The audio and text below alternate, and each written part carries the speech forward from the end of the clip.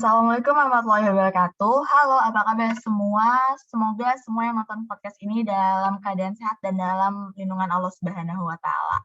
Nah, hari ini di podcast kali ini, saya bakal menginterview dan bakal ngomongin hal yang lagi sering diperbincangkan dan yang bersangkutan dengan ibadah besar umat Muslim.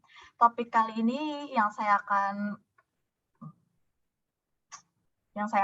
perbincangkan adalah tentang pembatalan haji 2021 di masa pandemi. Bersama saya Naila Aziza Mahardika sebagai host, dan di sini saya nggak sendiri, ada teman-teman saya yang akan saya interview untuk merepresentasikan sudut pandang dari bidang-bidang yang berbeda. Pertama, di sini ada Fadel selaku pakar agama, ada Narendra sebagai pakar kesehatan, dan ada Nadia selaku pakar ekonomi, dan terakhir ada Prita sebagai pakar politik. Tanpa berlama-lama lagi, yuk kita mulai aja. Tapi sebelum itu, saya di sini mewakilkan teman-teman saya ingin mengucapkan selamat Hari Raya Idul Adha bagi kita semua yang merayakan. Oke, kenapa sih kita ngebahas topik ini? Singkatnya sih, pertama, pastinya karena ini berhubungan dengan bulan Zulhijjah, yang biasanya menjadi waktu ibadah haji yang tahun ini dibatalkan. Dan yang kedua ini nih, karena banyak banget isu-isu yang bersebaran tentang alasan pembatalan haji 2021 ini, tanpa tahu kebenarannya bisa dipastikan atau tidak, dan alasan sebenarnya itu apa. Langsung aja kita mulai dari narasumber pertama kita, Fadel selaku pakar agama. Oke, pertanyaan pertama, hukum dalam Islam tentang pembatalan haji 2021 ini nih apa sih? Silakan Fadel. Baik, terima kasih untuk memberikan saya kesempatan. Ya, hukum dalam Islam menurut KH Said Akil Siraj, Ketua Umum Pengurus Besar Nahdlatul Ulama NU berpendapat bila pelaksanaan ibadah haji sampai di stop karena wabah virus corona, dalam perspektif hukum Islam tidak masalah, sebab kondisi itu disebut uzur syar'i, itu kendala yang dibenarkan. Secara syariat, penyetopan sementara jemaah haji merupakan upaya pemerintah Arab Saudi menyelamatkan umat muslim dari virus corona. Peristiwa terganggunya ibadah haji seperti ini dalam sejarah Islam sudah pernah terjadi, sehingga peristiwa seperti ini bukan pertama kali dalam sejarah umat Islam. Sekedar diketahui, pemerintahan Arab Saudi menyetop sementara jemaah umroh sebagai antisipasi penyebaran virus corona. Calon jemaah haji asal Indonesia pun belum tahu jelas nasibnya. Tak hanya haji tahun ini, corona juga dikhawatirkan mengganggu pelaksanaan ibadah haji tahun depan. Oke, terima kasih untuk penjelasannya Fadel. Dan pertanyaan kedua ini adalah bagaimana sih kita sebagai umat muslim yang baik harus menanggapi berita pembatalan haji tahun 2021 ini? Silakan. Cara menanggapinya adalah dengan cara Rasulullah mengatasi meluasnya wabah penyakit. Kala itu dilakukan dengan melarang umatnya untuk memasuki daerah yang terkena wabah, apakah itu pes, lepra, maupun penyakit menular lain. Sedangkan masyarakat yang ada di wilayah terdampak dilarang keluar dari wilayahnya itu. Rasulullah bersabda, jika kalian mendengar tentang wabah di suatu negeri, maka janganlah kalian memasukinya. Tetapi jika terjadi wabah di suatu tempat kalian berada, maka janganlah kalian meninggalkan tempat itu. Hadis riwayat Bukhari dan Muslim. Oke, terima kasih Fadel untuk penjelasan dan pendapatnya. Kita langsung aja nih ke narasumber berikutnya, yaitu ada Narendra selaku pakar kesehatan kita. Pertanyaan pertama dari saya yaitu apa sih pendapat Narendra dengan pembatalan haji tahun 2021 ini dari sudut pandang kesehatan? Silakan Narendra. Oke, baik. Jadi sudah jelas ya kalau misalkan COVID-19 itu bisa menyebar dengan sangat mudah dan sangat cepat. Bahkan lebih cepat dari SARS yang termasuk dalam keluarga besar coronavirus itu sendiri. Dalam sebulan COVID-19 itu sudah membunuh sekitar 213 orang dan hampir 10.000 kasus. Itu pun hanya di daerah Cina. Berbeda dengan SARS yang membuat sekitar 700 orang tewas dan itu sudah termasuk di daerah Cina dan Hong Kong. Dan COVID-19 juga ini menginfeksi lebih dari 2.300 orang dalam 27 hari. Sedangkan SARS membutuhkan waktu 4 bulan untuk menular dan menyebar ke 1.000 orang. Gak heran sih kalau misalkan pemerintah ngebatalin pemberangkatan haji di pandemi ini. Seperti yang kita semua tahu, salah satu syarat haji itu ada mampu secara fisik dan finansial. Tidak semua orang bisa mencakup kedua hal itu. Pasti ada orang yang mempunyai finansial yang cukup tetapi dengan fisik yang tidak baik maupun sebaliknya. Jikalau benar-benar ada yang memenuhi kedua syarat tersebut, kita juga tidak tahu apa yang direncanakan oleh Allah Subhanahu wa taala. Kita tidak tahu apakah mereka akan sehat dan selamat jika mereka sudah sampai tujuan.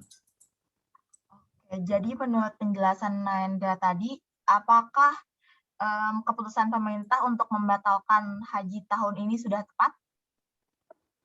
Kalau upaya untuk mengurangi kasus COVID-19 di dunia ini, menurut saya sih pemerintah sudah ngambil keputusan yang terbaik agar tidak banyak korban yang berjatuhan dan bertambah karena virus corona ini. Selain coronavirus ini membahayakan untuk diri sendiri, virus COVID ini juga membahayakan untuk dunia. Jadi pemerintah juga sudah tepat sih dalam mengambil keputusan. Itu pendapat saya. Setuju banget. Makasih Naendra untuk penjelasan dan pendapatnya. Kita langsung aja nih berpindah ke narasumber selanjutnya, yaitu Nadia, selaku pakar ekonomi kita. Yang ingin saya tanyakan ini berkaitan dengan isu-isu yang sedang ramai diperbincangkan nih, yaitu alasan pembatalan haji 2021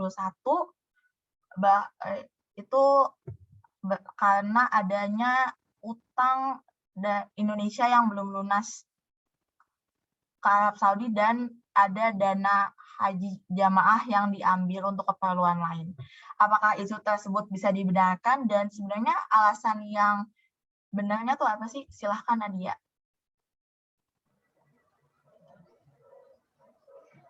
Jadi alasan dibatalkan keberangkatan haji dari sisi ekonomi itu bukan karena utang.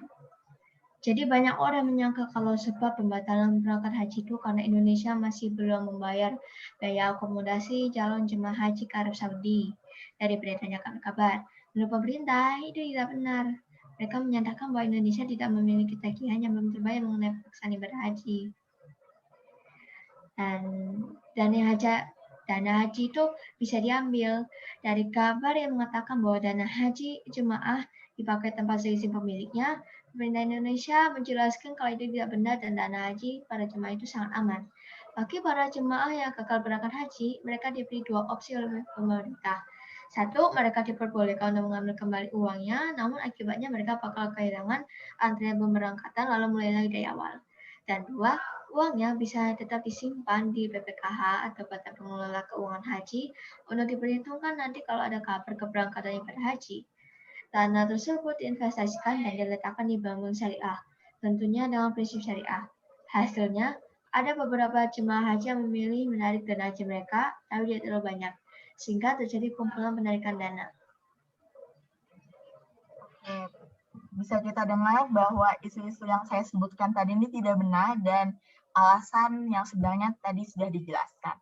Pertanyaan selanjutnya untuk Nadia adalah, apa sih dampak dari pembatalan haji 2021 ini untuk kedua belah pihak negara, Indonesia dan Arab Saudi? Jadi, untuk Indonesia, pembatalan keberangkatan haji berdampak sangat besar bagi para pemangku kepentingan ibadah haji dari pemerintah, seperti para jemaah, pengusaha jasa transportasi, biro traveling, petugas dan pembimbing haji, akomodasi, serta pihak-pihak terkait langsung maupun tidak langsung dengan ibadah haji. Untuk negara Arab, penurunan pengunjung para wisata sudah dipastikan menyebabkan penyusutan dalam pertumbuhan ekonomi Arab Saudi dikarenakan wisata yang religius menjadi salah satu sumber pendapatan cukup besar. Oke, terima kasih Nadia untuk penjelasan dan pendapatnya. Kita langsung aja nih ke narasumber terakhir kita, ada Prita selaku pakar politik. Nah, saya beberapa kali menemukan isu politik tentang Arab Saudi belum mengundang Indonesia untuk membahas nota kesepahaman dan kuota haji hanya untuk 11 negara dan masalah kuota haji yang tidak diberikan ke Indonesia. Apakah isu-isu tersebut bisa dibenarkan dan sebenarnya alasan yang benarnya itu apa sih? Silakan Prita. Oke, jadi pembatalan pengiriman jamaah dari Indonesia oleh Kementerian Agama mengundang kunjungan dari lawan politik. Salah satunya adalah tidak adanya kuota haji yang diberikan oleh Kerajaan Arab Saudi kepada Indonesia. Mendengar hal itu, Duta Besar Arab Saudi, Essam bin Ahmad Abid Al-Taqofi, langsung mengirimkan surat resmi yang menjawab soal ketidakadaan kuota untuk Indonesia. Isi suratnya, adanya 11 negara yang telah memperoleh kuota haji dari Kerajaan Arab Saudi pada tahun ini, dan Indonesia tidak termasuk dari negara-negara tersebut. Dalam kaitan ini, saya ingin memberitahukan kepada Yang Mulia bahwa berita tersebut tidaklah benar, dan hal itu tidak dikeluarkan oleh otoritas resmi Kerajaan Arab Saudi. Di samping itu, otoritas yang berkompeten di Kerajaan Arab Saudi hingga saat ini belum mengeluarkan instruksi apapun berkaitan dengan pelaksanaan haji tahun ini, baik para jemaah haji Indonesia atau para jemaah haji lainnya dari seluruh negara di dunia. Ditulis oleh Esam bin Ahmad Abid At-Takofi, Duta Besar Pelayan 2 Kota Suci untuk Republik Indonesia. Surat ini ditujukan kepada Dewan Perwakilan Rakyat DPR RI, Puan Maharani, dan beredar luas di negara sekitar media sosial pada Jumat tanggal 4 bulan 6 2021. Dalam surat tersebut, Duta Besar Kerajaan Arab Saudi untuk Indonesia, Esam bin Ahmad Abid Al-Takofi, mengklarifikasi perihal kuota haji untuk Indonesia. Oke, terima kasih Prita untuk penjelasannya. Bahwa sekali lagi bahwa kita semua rupanya sudah tahu bahwa isu-isu itu tuh sebenarnya nggak benar dan alasan yang sebenarnya tadi sudah dijelaskan oleh Prita. Untuk penutup aja nih Prita, pendapat pribadi Anda tentang pembatalan haji tahun 2021 ini apa? Menurut saya pribadi, keputusan yang diambil oleh pihak pemerintah merupakan pilihan terbaik yang bisa ditempuh. Saya ngaku paham bahwa keputusan tersebut bakal mengecewakan masyarakat, terutama calon jemaah haji. Apalagi pembatalan ini merupakan kedua kalinya setelah 2020. Saya harap masyarakat memaklumi situasi yang terjadi akibat masih berlangsungnya pandemi virus corona. Terima kasih Prita untuk penjelasan dan pendapatnya. Nah, semua narasumber udah memberikan penjelasannya masing-masing nih, berarti kita udah ada di penghujung podcast kali ini. Kesimpulan yang saya dapat sih dari seluruh penjelasan narasumber adalah pembatalan haji tahun ini full karena pandemi COVID-19 dan bukan karena isu-isu lainnya. Dan menurut saya dan beberapa narasumber juga tadi sudah menyepakati bahwa keputusan ini adalah keputusan terbaik. Dan niat dibalik pembatalan ini menurut saya juga niat yang baik ya, yaitu untuk melindungi dan menjaga keselamatan calon jamaah haji Indonesia. Pelajaran yang bisa kita ambil dari perbincangan kali ini juga, bahwa kita nih sebagai masyarakat yang sering menggunakan internet harus lebih sering dan lebih pintar menyaring informasi yang belum jelas kebenarannya agar tidak menimbulkan fitnah-fitnah. Saya rasa sih cukup sekian untuk podcast kali ini. Terima kasih untuk waktunya para narasumber, dan mohon maaf apabila ada kata-kata yang kurang berkenan dan argumen-argumen yang salah. Sampai jumpa di lain kesempatan. Sekian, terima kasih. Wassalamualaikum warahmatullahi wabarakatuh.